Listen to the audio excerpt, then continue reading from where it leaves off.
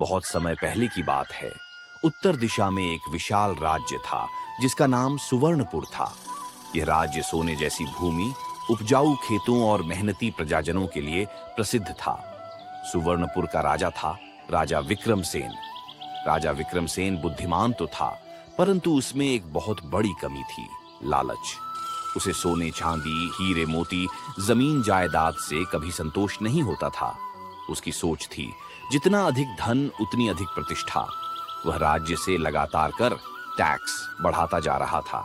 प्रजा परेशान थी, व्यापारी राज्य छोड़कर जाने लगे थे, किसान कर्ज में डूबने लगे थे, परंतु राजा को इन सब बातों की परवाह नहीं थी। गरीब किसान गोपाल राजधानी से दूर एक छोटे से गांव में गोपाल नाम का एक गरीब किसान रहता था। गोपाल के पास थोड़ी सी जमीन, एक पुराना हल और एक बैल था। वह सुबह सूरज निकलने से पहले खेत में चला जाता और देर शाम तक मेहनत करता। गोपाल की पत्नी सुधा और उसका एक छोटा बेटा मोहन था। तीनों सादा जीवन जीते थे। सूखी रोटी, प्याज और ईमानदारी उनका सबसे बड़ा धन था। गोपाल हमेशा अपने बेटे को सिखाता था, बेटा, मेहनत और सच्चाई सबसे बड़ा खजाना है। अगर मन साफ है तो भगवान खुद तुम्हारे साथ होते हैं। एक दिन राजा ने सभा बुलाई और बोला, सुनो, गांव वालों, मेरे राज्य में धन की बहुत कमी है। अब हर गांव से दुगना कर लिया जाएगा। मंत्री चौंक गए। कुछ ने विरोध किया, पर राजा ने किसी की न सुनी। उसने कहा, जो राजा अधिक सोना इकट्ठा नहीं करता वह मूर्ख है।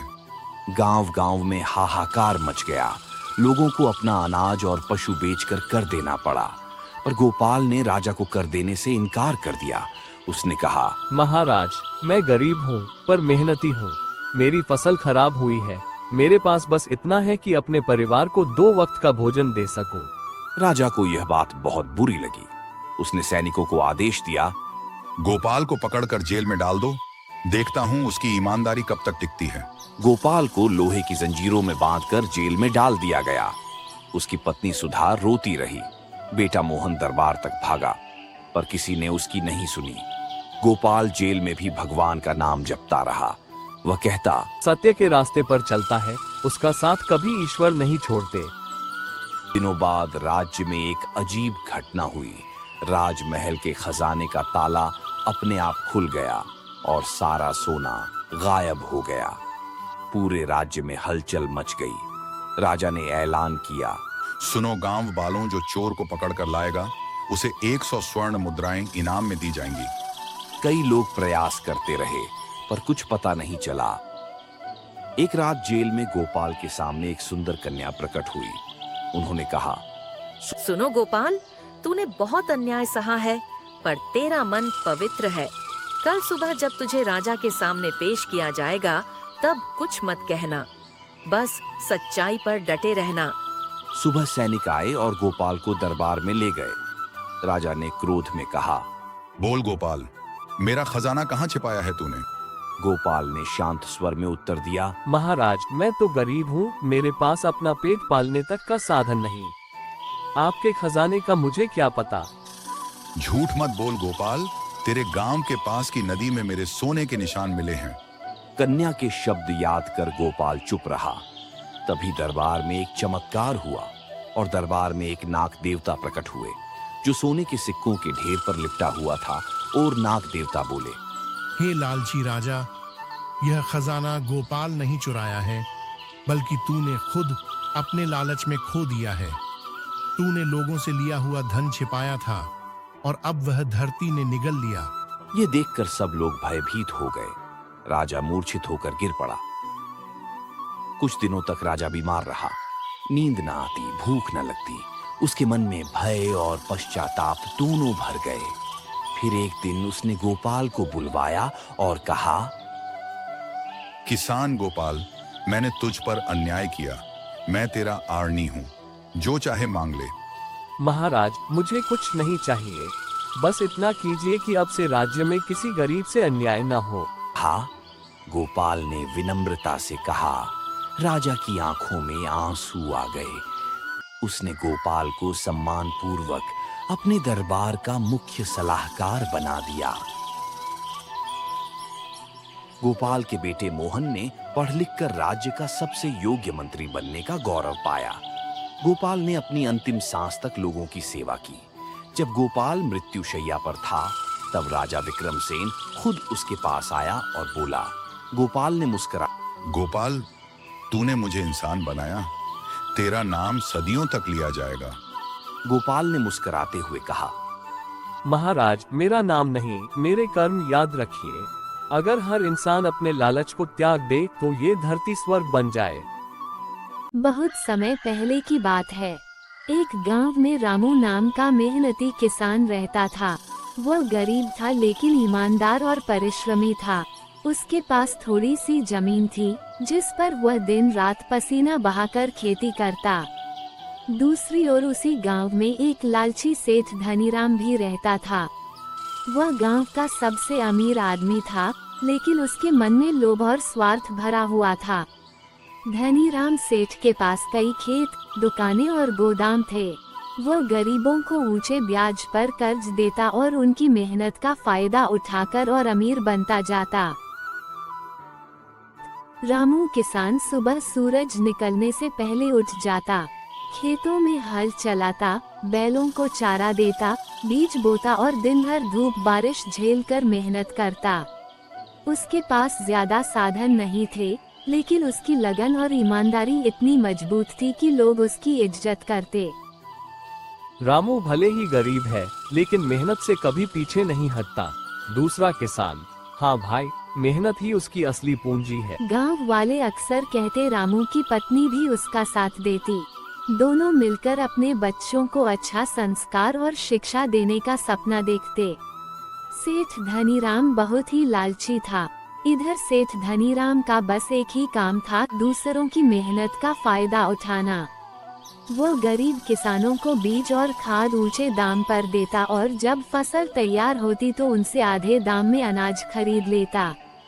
सेठ धनीराम मन ही मन सोचता, गरीब किसान हमेशा मेरे कर्जदार रहेंगे। इनकी मेहनत से ही मेरी तिजोरी भरी रहेगी। एक बार रामू को खेती के लिए अच्छे बीज की जरूरत पड़ी। वह मजबूरी में सेठ के पास गया। रामू ने सेठ जी से बोला, सेठ जी, मुझे थोड़े बीज चाहिए। आप चाहें तो फसल के समय पैसे चुका दूंगा। क्यों नहीं रामू, लेकिन याद रहे फसल का आधा हिस्सा मेरा होगा, तभी बीज दूंगा। वह जानता था कि सेठ का फायदा ज्यादा होगा, लेकिन खेती के लिए और कोई रास्ता नहीं था। रामू ने खूब मेहनत की, दिन रात खेत में लगा रहा, समय पर सिंचाई की, फसल की देखभाल की। समय बीतता गया और एक दिन उसकी मेहनत रंग लाई। खेत में सोने जैसी लहलहाती फसल खड़ी थी। गांव वाले देखने आए और बोले, वाह रामू, तेरी मेहनत रंग लाई है, फसल बहुत अच्छी हुई है। रामू मुस्कुराया और बोला, ये सब भगवान की कृपा और मेहनत का फल है किसान भाई।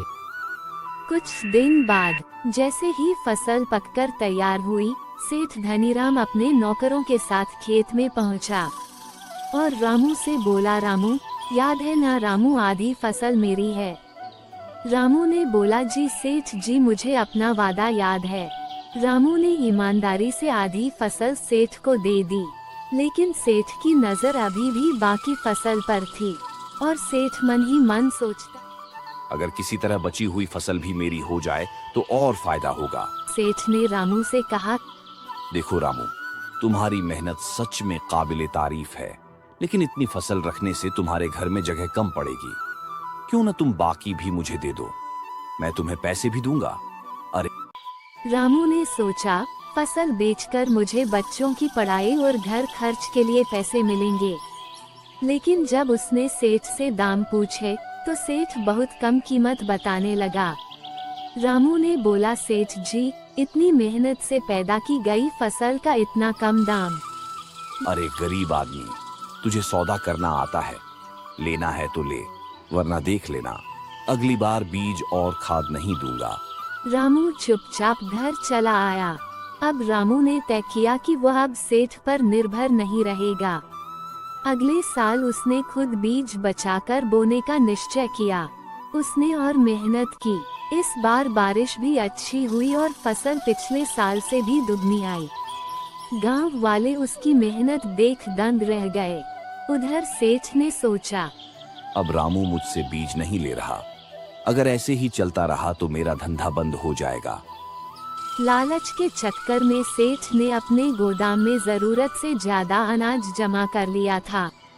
लेकिन अचानक गांव में आग लग गई और सेठ का सारा गोदाम जलकर राख हो गया। लोगों ने कहा, ये सब सेठ के लालच का नतीजा है। भगवान ने उसका घमंड तोड़ दिया। अब सेठ के पास खाने तक का संकट हो गया। उधर रामू की फसल अच्छी हुई थी। जब उसे पता चला कि सेठ के पास खाने को भी नहीं है, तो वह कुछ अनाज लेकर सेठ के घर गया। सेठ जी, ये अनाज रख लीजिए। भूखे रहना इंसानियत के खिलाफ है। रामू, मैंने तुझसे हमेशा अन्याय किया, तेरा हक छीना, तुझे परेशान किया, लेकिन तू कितना बड़ा दिल वाला निकला। तूने मुझे माफ कर दिया। सेठ जी, लालच इंसान को नीचे गिरा देता है। मेहनत और ईमानदारी ही असली धन है। उस दिन के बाद सेठ धनीराम ने लालच छोड़ दिया और ईमानदारी से व्यापार करने लगा। उसने गांव के गरीबों की मदद करनी शुरू की। रामू की मेहनत और इंसानियत ने पूरे गांव को सीख। राजस्थान के एक छोटे से गांव सरधाना में जन्मा रामलाल बचपन से ही खेतों में काम करते हुए बड़ा हुआ। उसके पिता हरिराम एक सीधे सादे किसान थे, जिनकी दुनिया केवल खेत, बैल, हल और आसमान में नजर आने वाले बादलों तक सीमित थी। खेत उनके लिए केवल रोजी रोटी का जरिया नहीं था, बल्कि पूजा का स्थान था। वे कहते थे, बेटा, ये धरती माँ है, इससे जो भी मिलेगा वो प्रसाद है। रामलाल ने प्राथमिक शिक्षा गांव के स्कूल से पूरी की, लेकिन खेतों का आकर्षण उसे हमेशा स्कूल से ज्यादा भाता था। जब उसके दोस्त क्रिकेट खेलते, वह बैलों के साथ हल चलाना सीखता। जब लोग गर्मियों में छांव ढूंढते, वह सूरज की तपिश में खेत सींचता। रामलाल की माँ चंपा देवी अक्सर कहती, इतना भी मत जुट बेटा, ये जमीन तुझसे सब कुछ ले लेगी। समय के साथ जैसे जैसे रामलाल बड़ा हुआ, जमाने की रफ्तार भी तेज हो गई। अब खेती में मशीनें आ चुकी थी, लेकिन सरधाना जैसे गांव में आज भी अधिकतर किसान परंपरागत तरीकों पर ही निर्भर थे। बारिश की अनिश्चितता, महंगे बीज, खाद, कीटनाशकों की बढ़ती कीमतें और फसल का कम दाम, इन सब ने किसानों की कमर तोड़ दी थी। हरिराम ने मजबूरी में एक साहूकार से कर्ज लिया था। सोचा था अच्छी फसल होगी तो चुका देंगे, पर 3 साल लगातार सूखा पड़ा। खेत बंजर होते गए और कर्ज बढ़ता गया। रामलाल की आंखों में गुस्सा और बेबसी दोनों दिखने लगी। एक दिन उसके पिता ने आत्महत्या कर ली। रामलाल की जिंदगी एकदम बदल गई। पिता की मौत के बाद रामलाल टूट चुका था, लेकिन माँ ने उसे संभाला। मरने से कुछ नहीं बदलता बेटा, जीकर लड़ना पड़ता है, माँ ने कहा। ये वाक्य रामलाल के जीवन का मंत्र बन गया। रामलाल ने ठान लिया कि अब खेती को घाटे का सौदा नहीं रहने देगा। उसने मोबाइल फोन खरीदा, इंटरनेट का इस्तेमाल करना शुरू किया और YouTube पर आधुनिक खेती के तरीके देखने लगा। उसने जाना कि ड्रिप इरिगेशन, मल्चिंग, ऑर्गेनिक खेती और मल्टी क्रॉपिंग जैसी तकनीकों से पैदावार बढ़ाई जा सकती है और लागत कम की जा सकती है। उसने अपने 5 बीघा जमीन पर प्रयोग करना शुरू किया। बाजरे की जगह सब्जियां उगाई, टमाटर, धनिया, मिर्च, लौकी। गांव वाले हंसते थे, पर रामलाल को भरोसा था कि एक दिन वही लोग उससे सीखेंगे। शुरुआत में बहुत मुश्किलें आईं। सब्जियों की खेती में मेहनत बहुत थी और नुकसान होने का डर भी। लेकिन रामलाल ने हार नहीं मानी। उसने गांव की महिलाओं को अपने साथ जोड़ा, उन्हें प्रशिक्षण दिया और खेत में काम के बदले हिस्सा देना शुरू किया। धीरे धीरे उसकी सब्जियां पास के शहर में बिकने लगी। उसने बिचौलियों को हटाकर सीधे दुकानदारों से संपर्क किया। फिर उसने एक व्हाट्सएप ग्रुप बनाया, सरधाना फ्रेश फार्म, जहां वह अपनी ताज़ा सब्जियों की तस्वीरें पोस्ट करता और ग्राहक वहीं से ऑर्डर देते।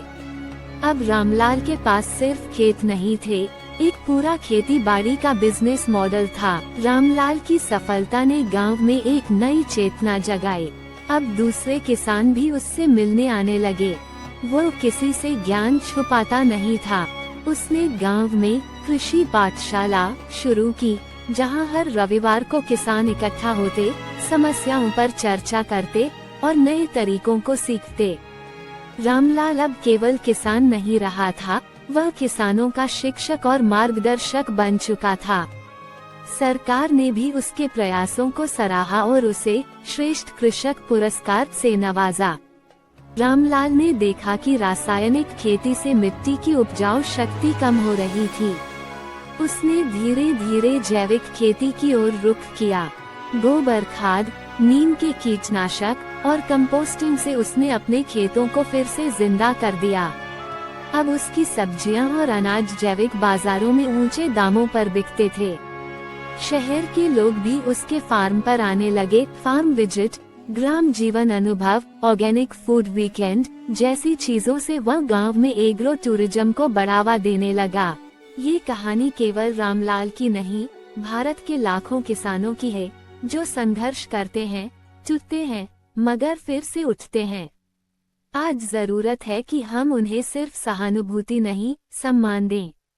उनकी मदद करें, तकनीक पहुंचाएं और उनके योगदान को समझें। भारत के एक छोटे से गांव में रामू नाम का एक किसान रहता था। रामू बहुत ही मेहनती और ईमानदार व्यक्ति था, लेकिन उसकी जिंदगी गरीबी और संघर्ष से भरी हुई थी। उसके पास खेती के लिए केवल 2 बीघा जमीन थी और उस पर भी बरसात के भरोसे खेती होती थी। पानी की कमी और संसाधनों की दिक्कतों के कारण उसकी फसल कभी पूरी नहीं होती थी। फिर भी वह मेहनत करता और उम्मीद नहीं छोड़ता था। रामू का परिवार भी बहुत साधारण था। उसकी पत्नी सीता और 2 छोटे बच्चे थे, मोहन और गीता। वे सब एक छोटे से कच्चे घर में रहते थे। घर में लकड़ी की चारपाई, कुछ बर्तन और एक मिट्टी का चूल्हा था। यही उनकी पूरी संपत्ति थी। रामू हर दिन सुबह सूरज निकलने से पहले खेतों में चला जाता और देर शाम तक काम करता। लेकिन जब फसल तैयार होती, तो बिचौलिए बहुत कम दाम देकर उसकी मेहनत का फल ले जाते। साल दर साल यही हाल था। इस बार हालात और खराब हो गए क्योंकि बारिश समय पर नहीं हुई। खेत सूख गए और फसल बर्बाद हो गई।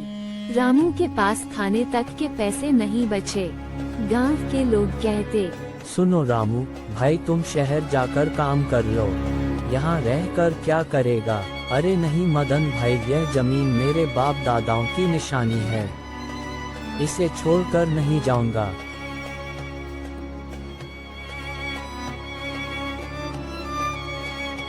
एक दिन गांव में कृषि विभाग का अधिकारी आया। उसने किसानों को नई तकनीक और योजनाओं के बारे में बताया। रामू ध्यान से सब सुन रहा था। अधिकारी ने कहा, सुनो किसान भाइयों, सरकार किसानों को कम ब्याज पर ऋण और बीज देती है। अगर आप चाहो तो लाभ उठा सकते हो। रामू के मन में उम्मीद जगी। उसने सोचा, अगर मैं मेहनत के साथ नई तकनीक अपनाऊं, तो जरूर कुछ कर पाऊंगा। रामू ने साहस करके लोन लिया और अपने खेत में ड्रिप सिंचाई का सिस्टम लगाया। उसने उच्च गुणवत्ता वाले बीज खरीदे और वैज्ञानिक तरीके से खेती शुरू की। शुरू में लोग उसका मजाक उड़ाने लगे, अरे रामू, ये सब तुम्हारे बस का नहीं। लेकिन रामू ने हार नहीं मानी। कुछ महीनों बाद चमत्कार हुआ। रामू के खेत में फसल लहलहाने लगी। सब गांव वाले हैरान थे। जहां पहले रामू की जमीन पर घास भी मुश्किल से उगती थी, वहीं अब हरी भरी फसल खड़ी थी। उसने समय पर फसल काटी और सीधे मंडी में जाकर बेची। इस बार बिचौलियों को उसने बीच में नहीं आने दिया। रामू ने इतना लाभ कमाया कि उसने पुराने कर्ज चुका दिए और अपने लिए एक छोटा सा पक्का घर बनवाया। उसके बच्चे अब स्कूल जा सकते थे। सीता की आंखों में खुशी के आंसू थे। रामू यही नहीं रुका, उसने सब्जियों और फलों की खेती शुरू की और डेयरी का छोटा सा व्यवसाय भी खड़ा किया। कुछ सालों में वह गांव का सबसे प्रगतिशील किसान बन गया। जो लोग पहले उसका मजाक उड़ाते थे, वे अब उससे सलाह लेने आते थे।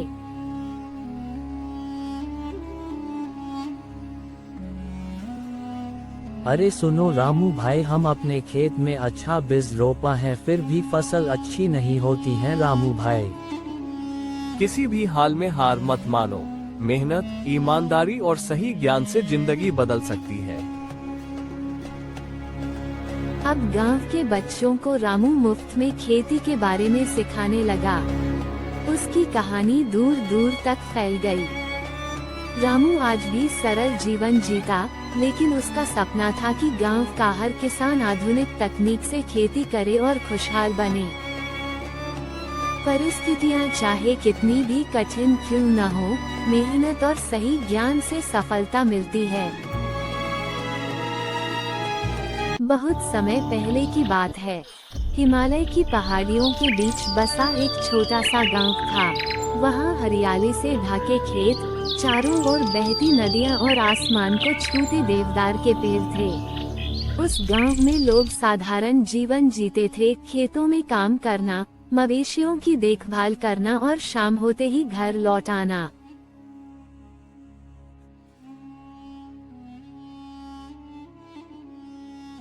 एक दिन की बात है।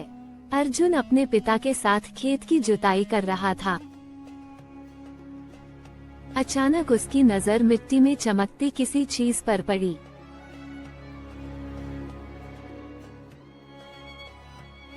उसने हाथ से मिट्टी हटाई तो देखा, वह एक सोने की थैली थी। थैली पुरानी थी, लेकिन उसके अंदर चमचमाते हुए सोने के सिक्के भरे थे। अर्जुन की आंखें चौंधी आ गईं। उसके पिता पास खड़े होकर बोले, बेटा, ये तो बहुत बड़ी दौलत है। अगर हम इसे रख ले तो हमारी गरीबी दूर हो जाएगी।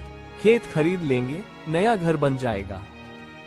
लेकिन अर्जुन का दिल कह रहा था कि ये खजाना किसी और का है। उसने थोड़ी देर सोचा और पिता से कहा, पिताजी, ये सोना हमारा नहीं है। अगर हम इसे रख लेंगे तो यह चोरी होगी। भगवान कभी ऐसी दौलत से खुश नहीं होते। पिता थोड़े निराश हुए, लेकिन वे जानते थे कि अर्जुन की सोच हमेशा सही होती है। अर्जुन सोने की थैली लेकर गांव के सरपंच के घर पहुंचा। सरपंच बूढ़े लेकिन बुद्धिमान आदमी थे। अर्जुन ने सारी बात उन्हें बताई और थैली उनके हवाले कर दी। सरपंच ने कहा, बेटा, ये सचमुच बहुत कीमती खजाना है। मैं पूरे गांव में घोषणा करवाऊंगा। अगर कोई असली मालिक मिला तो उसे लौटा दिया जाएगा, वरना इसका उपयोग गांव की भलाई के लिए होगा। अगले दिन पूरे गांव में ऐलान किया गया कि जिसे भी ये खजाना खोया हो, वह आकर सबूत दे और अपना खजाना लेकर जाए। कुछ ही दिनों में गांव का एक धनी व्यापारी आया। उसने दावा किया कि थैली उसी की है। उसने कहा, मैं अपने व्यापार के लिए सोना लेकर जा रहा था, तभी रास्ते में कहीं गिर गया। यह मेरा है। सरपंच जी ने बोले कि अगर ये तुम्हारा है तो बताओ, थैली में कितने सिक्के थे? व्यापारी गिनती बताने में हिचकिचा गया। उसने झूठा आंकड़ा दिया, जो गलत निकला। सभी गांव वाले समझ गए कि वह लालच में आकर झूठ बोल रहा है। कुछ दिन बाद एक बुजुर्ग महिला आई। उसके कपड़े फटे पुराने थे और वह बहुत गरीब लग रही थी। वह कांपती आवाज में बोली, बाबूजी, ये खजाना मेरे पूर्वजों का है। मेरे दादाजी कभी जमींदार थे। जब अंग्रेजों का जुल्म बढ़ा तो उन्होंने इस सोने की थैली को खेत में छिपा दिया था। उसके बाद हम गरीब होते चले गए। ये थैली हमारी विरासत है। महिला ने थैली का सही विवरण दिया। उसमें कितने सिक्के थे, कैसी गांठ बंधी थी, यहाँ तक कि थैली के कोने पर पुराना छेद भी बताया। सभी को विश्वास हो गया कि यह खजाना उसी का है। सरपंच ने थैली महिला को सौंप दी, लेकिन वो महिला आंसू भरकर बोली, बेटा अर्जुन, अगर तुम चाहते तो इस सोने से अपनी जिंदगी बदल सकते थे, मगर तुमने ईमानदारी दिखाई, भगवान तुम्हें कभी दुखी नहीं होने देंगे। उसने अर्जुन को सोने के 5 सिक्के इनाम में दिए। उस दिन गांव के सभी लोग अर्जुन की तारीफ करने लगे। सरपंच ने सभा में कहा, आज अर्जुन ने हमें सिखाया है कि सच्चाई सबसे बड़ी दौलत है। सोना चांदी कभी स्थायी सुख नहीं देता, लेकिन ईमानदारी जीवन भर सम्मान दिलाती है। गांव के बच्चे अर्जुन को आदर्श मानने लगे। धीरे धीरे उसकी ईमानदारी की चर्चा आसपास के गांवों तक फैल गई। ये कहानी हमें सिखाती है कि ईमानदारी से बड़ा कोई धन नहीं। लालच चाहे कितना भी बड़ा क्यों न हो, सच्चाई और नेकदिली हमेशा जीतती है।